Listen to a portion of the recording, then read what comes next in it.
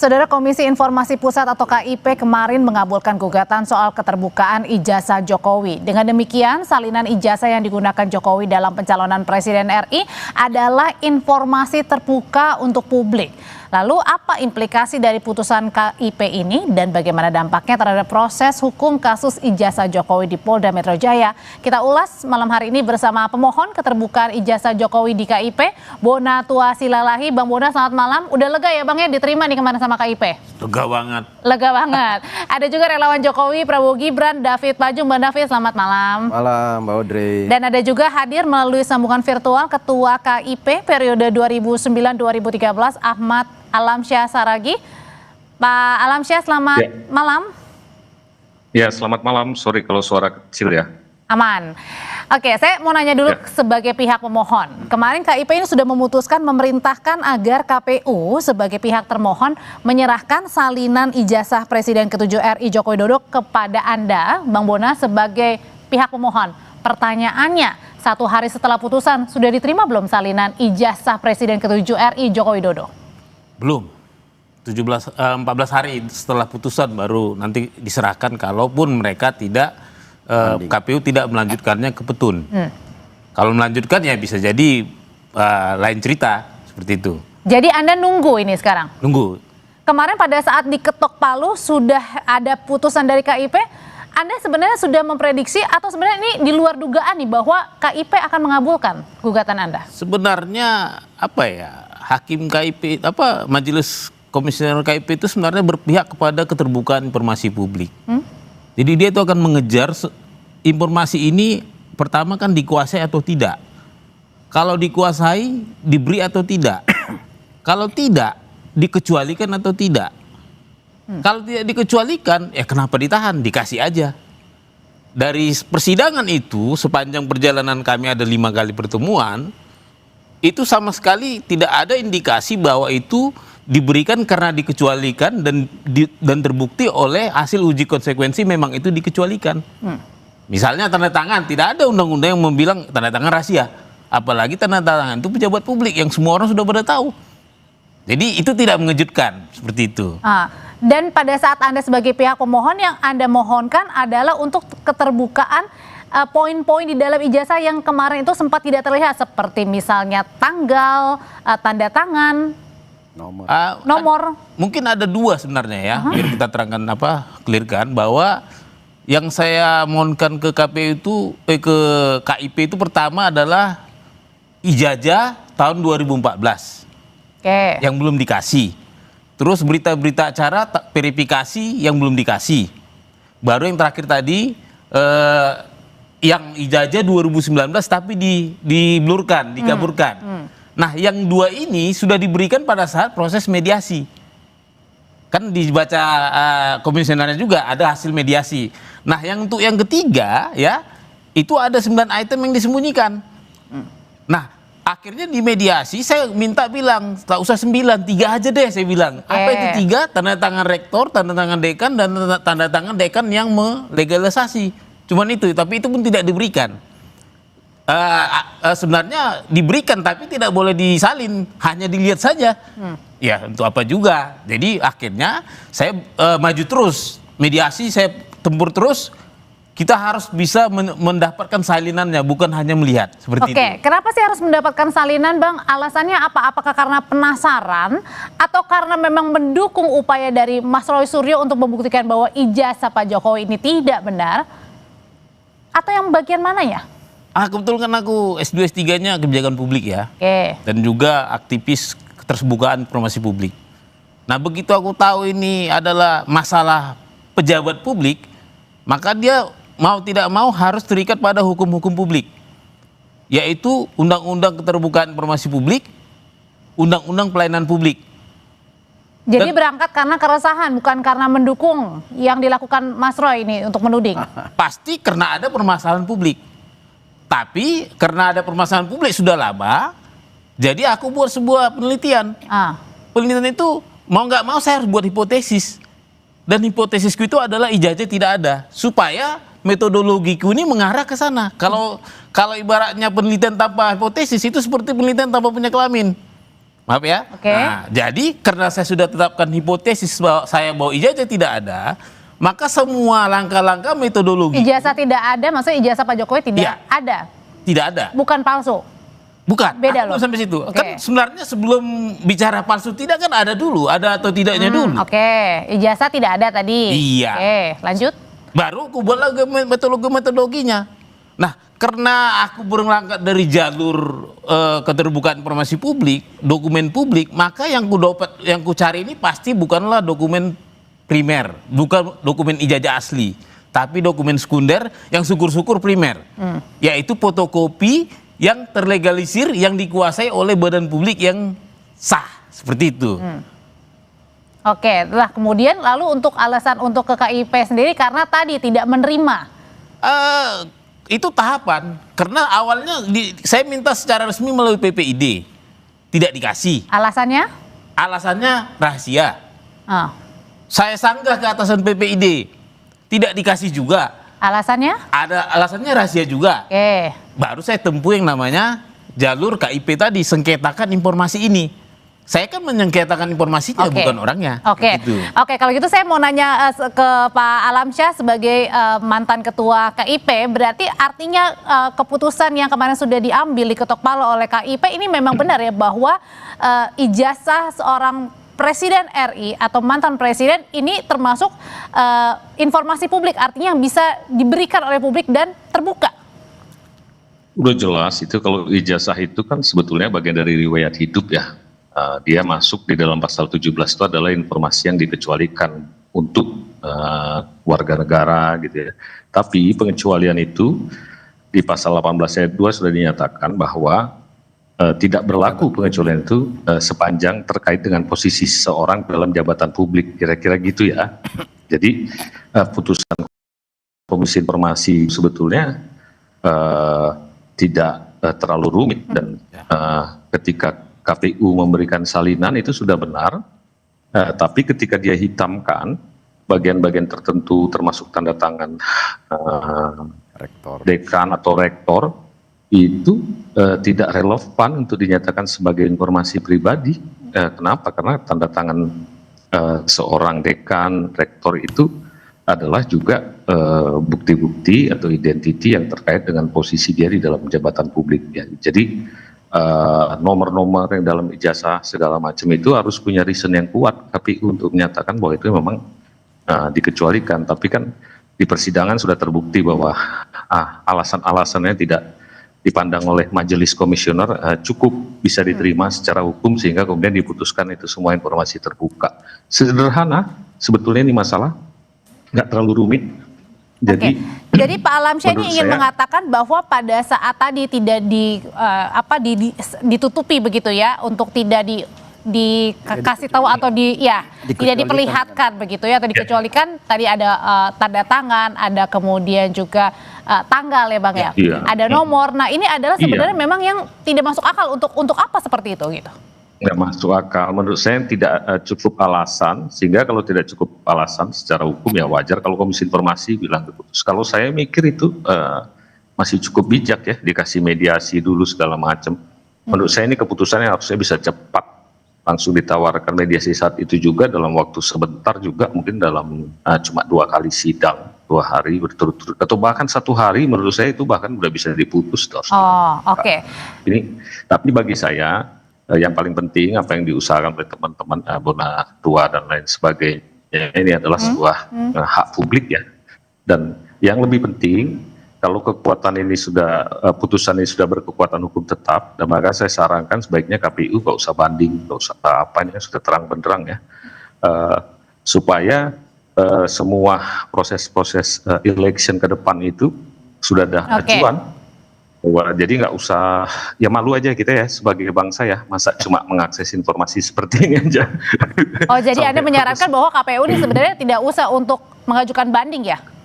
Saran saya, walaupun KPU punya hak, tapi menurut saya kan ini sudah sesuatu yang sudah fix ya, dan mungkin dulu memang KPU belum melakukan analisis lebih dalam, memiliki reason-reason yang cukup kuat sehingga ketika terjadi sidang ya, Oke. tidak terlalu rumit bagi Komisi Informasi. Jadi menurut saya sih ini kalau mau KPU justru bikin sejarah bagi Presiden untuk KPU ke depan atau bahkan untuk semua election di seluruh Indonesia. Ya. Kira-kira begitu. Oke, Bang David, dengan putusan atau putusan kemarin dari Komisi Informasi Pusat begitu untuk memerintahkan salinan ijazah Pak Jokowi untuk diserahkan kepada pihak pemohon, dalam hal ini Bang Bonatua Silahi, pertanyaannya apakah kemudian hal ini, keputusan ini bisa semakin membantu pihak tersangka Mas Roy Suryo CS untuk memenangkan kasus mereka, atau semakin menekankan lagi bahwa apa yang menjadi tanda tanya untuk ijazah Pak Jokowi akhirnya semakin dikuatkan? Ya, sebenarnya ini sangat nggak ada pengaruhnya ya kepada persoalan yang dihadapi Roy Suryo CS. Nggak ada pengaruhnya saya katakan, karena pertama kan itu sudah proses yang sedang berlangsung di dalam proses hukum ya. Nah, karena yang dituntut kawan Bonatua dan kawan-kawan ini adalah urusan dokumen arsip ya, arsip legalisasi ijazah yang ada di KPU Pusat ya. Nah, kalaupun misalnya sekarang diserahkan itu kan nggak ada dampak korelasinya dengan kasus yang ada yang dihadapi Roy Suryo CS. Yang justru saya mau bisa kelihatan nanti. Justru saya mau katakan gini, semakin meyakinkan bahwa mens rea ya, niat jahat ya, dasarnya kenapa misalnya Roy CS menjadi tersangka karena mereka sudah statement bahwa ijazah Pak Jokowi palsu sementara datanya belum dipegang. Kan itu logikanya. Mereka masih mencari-cari data, mencari dokumen ya. Lalu kemudian sejak dini sudah statement bahwa ijazah Pak Jokowi palsu. Karena tadi juga karena Bang Bonatua juga bilang pada saat mencari itu kemudian tadi alasannya dirahasiakan ya? Ya. Jadi artinya dasarnya bahwa statement kawan-kawan Roy Suryo itu nggak pegang data, nggak pegang ijazah asli, nggak ada dokumen. Lalu kemudian apa dasar menyatakan palsu? Nah, sekarang baru mencari kan. Nah, sekarang bahkan kalau nggak salah ingat 2 bulan lalu kata Roy Suryo CS, kami sudah ambil fotokopi dari KPUD ya, udah dikasih. Nah, itu nggak ada sama sekali pengaruhnya, karena sebenarnya dalam case itu asli apa palsu itu harus melihat ijazah aslinya kan yang dipegang oleh Pak Jokowi yang sekarang ada di penyidik Polda Metro Jaya. Jadi apa yang dicari selama ini itu tidak ada korelasi dengan kasus yang menjerat Roy CS. Nah, sekarang gini, justru saya salut kepada saudara Bonatua dan kawan-kawan, karena maksud baik dia adalah sebagai pengamat kebijakan publik ingin mengetahui apakah ijazah itu ada atau tidak. Pertama itu tadi. Dan itu dasar akademisinya ada. Dasar akademisnya ada, karena ada hipotesa, dugaan sementara, bukan kesimpulan menuduh palsu, kan itu beda. Makanya Pak Bonatua ini nggak dilaporkan karena nggak ada korelasi dia menuduh ijazah palsu. Karena pengen tahu aja. Pengen tahu aja, mens rea-nya nggak ada, niat jahat nggak ada di situ. Sementara teman-teman Roy dan kawan-kawan itu kan ada mens rea, niat jahat, sudah menuduh palsu padahal data nggak punya, gitu loh logikanya. Oke, kalau gitu pertanyaan selanjutnya adalah ketika nanti salinan ijazahnya Pak Jokowi diberikan kepada Anda, Bang Bona, sebagai pemohon, apa yang akan Anda lakukan? Usai jeda ya, tetap bersama kami di Sapa Indonesia Malam. Jadi Bang Bona, Anda kan sedang melakukan penelitian dan hipotesa Anda adalah ijazahnya Pak Jokowi tidak ada, bukannya palsu atau asli ya, ijazahnya tidak ada.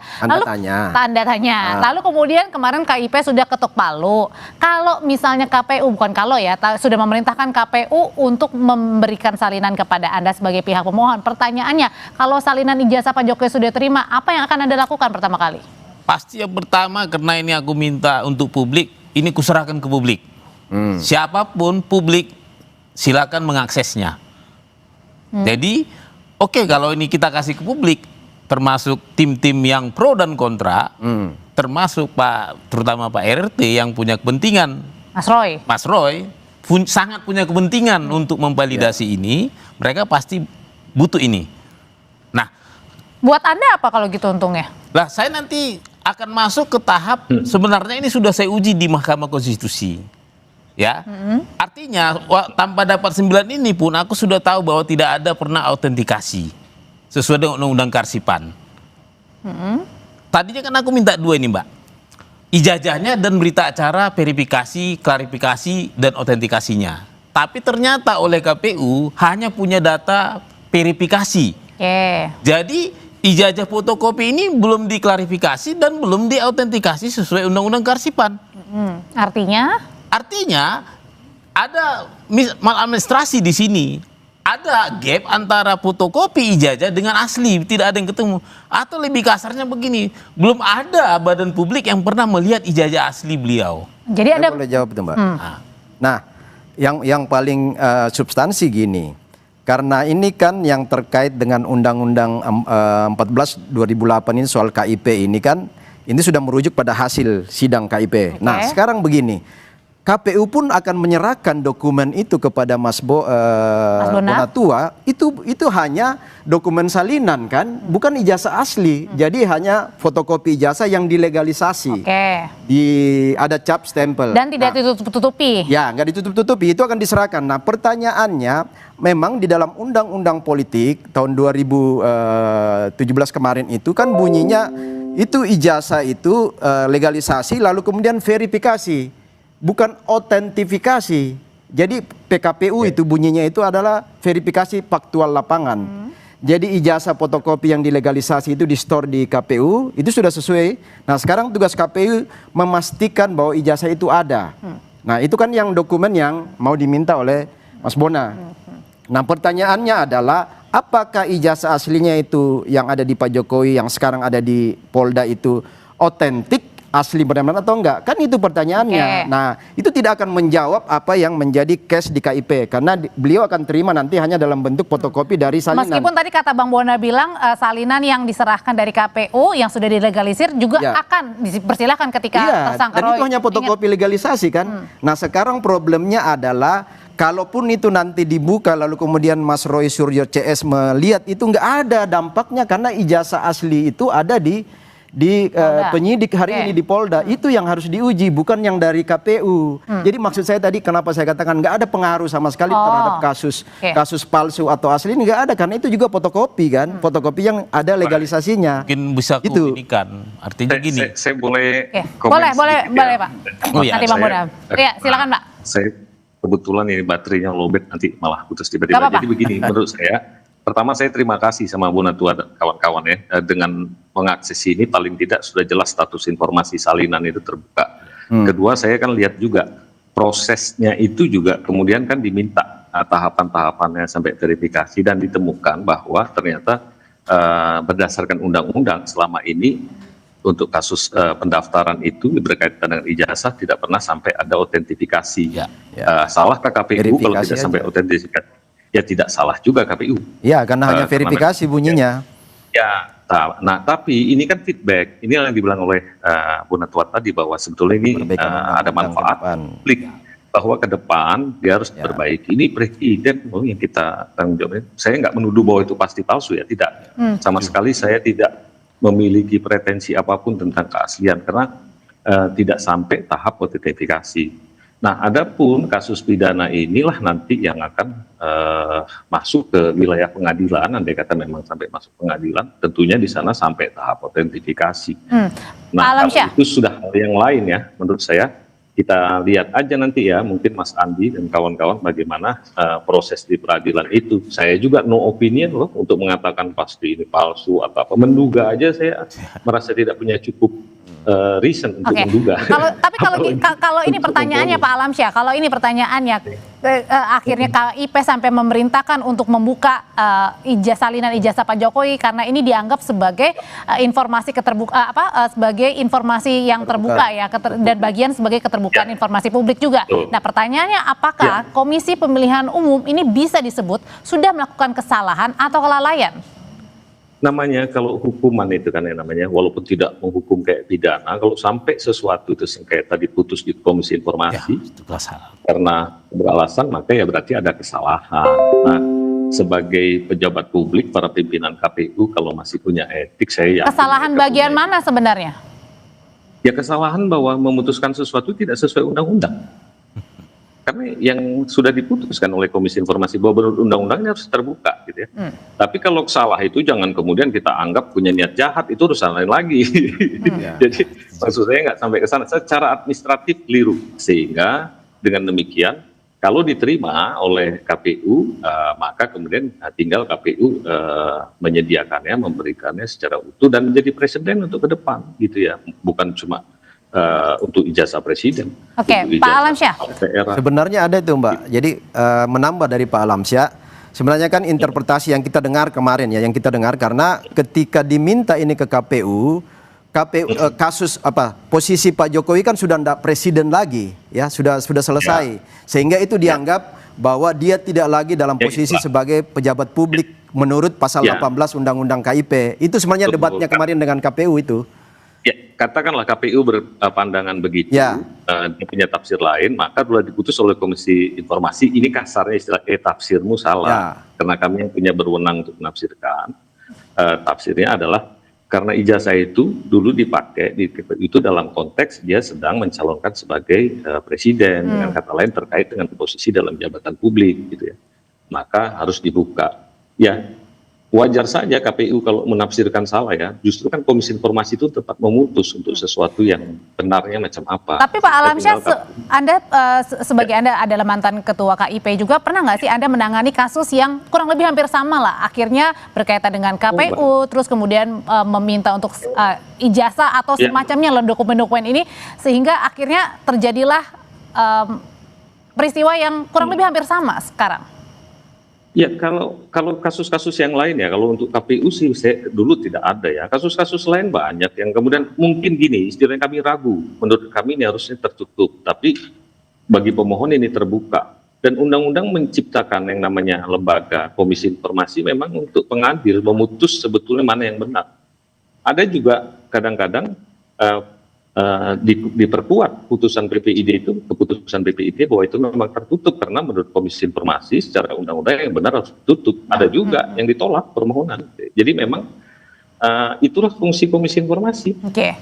Jadi ketika ada dispute, perselisihan, beda tafsir gitu ya kan, nggak ada larangan orang untuk menafsirkan, tapi nanti ketika sampai di Komisi Informasi ya tafsir Komisi Informasi itulah yang harus jadi acuan. Berarti artinya adalah putusan ini juga bisa digunakan untuk pejabat-pejabat publik atau mantan pejabat publik lainnya?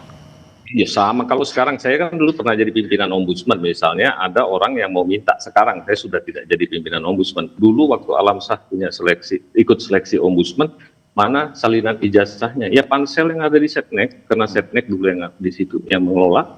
Ya Setnek sebagai badan publik harus menyediakan. Kasih saja salinan ijazah saya itu, gitu kan. Dan ini kan sudah jadi presiden ya, sudah diputus oleh Komisi Informasi. Nah, ini mungkin jadi kita akan sampai pada tahap tidak lagi berselisih tentang salinan ijazah ini ya. Jadi mungkin sedikit Bu Audrey. Ya. Mungkin ya bagus nih Pak Alamsyah dan tadi Bung Bonatua. Jadi ini sebenarnya pembelajaran terhadap proses politik kita ke depan. Jadi misalnya soal undang-undang politik termasuk nanti rujukan PKPU itu sudah harus bunyi. Misalnya bukan saja proses verifikasi faktual, tetapi proses autentifikasi pun seperti yang dimaksud oleh Pak Bonatua tadi bisa masuk ke undang-undang kita nanti, sehingga nggak akan ada lagi debat-debat seperti ini, nggak ada lagi fitnah-fitnah untuk menuduh seorang presiden itu memalsukan ijazah. Itu penting sebenarnya. Ini poin penting dari proses keterbukaan informasi publik ini. Oke, kalau gitu Bang Bonatua sebenarnya balik lagi ke pertanyaan awal. Kalau misalnya sudah diberikan, apa yang akan Anda lakukan? Anda dulu deh. Ya. Baik, terima kasih. Jadi yang saya peroleh itu data paling tidak data sekunder. Di atasnya ada primer dan ada asli. Jadi ini semua punya level analisis yang berbeda. Saya kurang sepakat juga dengan Bang David tadi. Kalau saya dapat data sekunder fotokopi bukan berarti tidak bisa dianalisis. Kita bisa analisis PON, kita bisa analisis tanda tangan, ya kan? Kita bisa analisis itu nama-nama yang ada informasi yang di dalam itu kita bisa analisis. Maksudnya adalah Anda mencocokkan benar atau enggak? Kalau perlu Anda telepon ke yang bersangkutan gitu. Terus misalnya ini sederhana saja, analisis sederhana, analisis legalisir ya. Itu kan saya punya 5 spesimen tanda tangan dekan yang melegalisir berbeda-beda. Ada 3 itu yang legalisir saja. Itu kan bisa di cross check dengan orang-orang yang melegalisir di tahun yang sama, tanggal yang sama bila perlu. Sama nggak spesimennya? Untuk apa itu kemudian? Kalau identifikasi apakah ijazahnya asli apa? Fotokopinya, apakah fotokopinya asli atau tidak? Itu lagi nih bermasalah. Oke. Ya kalau itu batas dugaan lah nanti ya. Jadi istilahnya Mas Bona akan bisa melihat dugaan apakah ada dugaan tidak sama, tidak identik atau identik, batasnya itu loh mungkin. Oke, tapi kalau misalnya balik lagi ketika misalnya ada yang mempertanyakan misalnya, wah jangan-jangan Bang Bona ini ada di kubu Mas Roy, sebenarnya Anda ada kepentingan atau enggak nih? Saya dari awal dikit lah. Apa ya, mungkin di TV ini juga ya, Kompas ya waktu itu. Saya ceritakan gamblang awal saya pertemuan dengan beliau. Saya baru kenal beliau itu November, pertengahan Agustus, Mas Roy. Awal September saya ketemu dengan Bang Rismon, dan pertengahan November saya ketemu Bu Tifa, Dr. Tifa. Oh ini menjadi TSK semua? Iya, artinya kami ini satu pihak, satu sisi di dalam hal penelitian ilmiah. Karena mereka mengakui sebagai peneliti, saya peneliti, tentu kami sama dong. Berbeda dengan Bang David dan kawan-kawan. Kan tidak ada yang peneliti. Seandainya tadi mereka juga bilang peneliti, saya kan ketemu mereka juga. Kami kan akan berkolaborasi data. Sesama peneliti itu biasanya paling nyambung tuh kalau bicara data. Masalah analisis bisa beda-beda. Masalah kesimpulan lagi pasti berbeda. Nah, kami ini berkepentingan dalam data. Artinya kepentingan saya jelas di sini penelitian. Walaupun terus terang kita kan manusia ini kan hidup di sana ini kan banyak entitas. Entitas saya dalam hal ini adalah sebagai peneliti. Makanya tadi saya bilang saya masih lebih memberi apresiasi pada Bang Bonatua ini karena memang tahapan-tahapan nilai-nilai akademis itu sebagai peneliti itu clear ya. Ada hipotesa itu kan dugaan awal. Meskipun tadi ketemu juga dengan para ya, itu ketemu pada titik berikut. Kemudian ada variabel-variabel. Kan kalau dalam penelitian itu ada hipotesa, HO-nya apa, HA-nya apa. Variabel independennya apa, variabel dependennya apa, variabel yang mempengaruhi secara bebas itu apa. Kan itu semua. Nah, teman-teman Roy Case kan tidak melakukan hal-hal itu, langsung nuduh. Padahal terbukti bahwa setelah menuduh bahwa ijazah Pak Jokowi palsu baru mencari dokumen ke KPU. Kan itu yang terjadi kemarin. Ketika kami juga debat di sini bersama Mas Roy Suryo, dia baru mengatakan saya sudah dapat ini dari KPU. Padahal kan dia sudah dilaporin karena kesimpulan di depan baru data di belakang. Nah, kalau Mas Bonatua dugaan awal hipotesa di depan, mencari data sebelum mengatakan ini ada atau tidak ijazah, kan itu problem. Jadi beda, sangat berbeda, sehingga saya katakan saya masih lebih memberi apresiasi kepada Bung Bonatua karena tahapan itu clear. Dan putusan KIP juga ini tidak memengaruhi kasus. Tidak ada pengaruh karena keputusan KIP pasal 46 itu hanya dua, yaitu sebuah dokumen itu dikecualikan atau tidak dikecualikan. Artinya kalau tidak dikecualikan berarti publik bisa mengakses. Kan hanya itu dua keputusan KIP.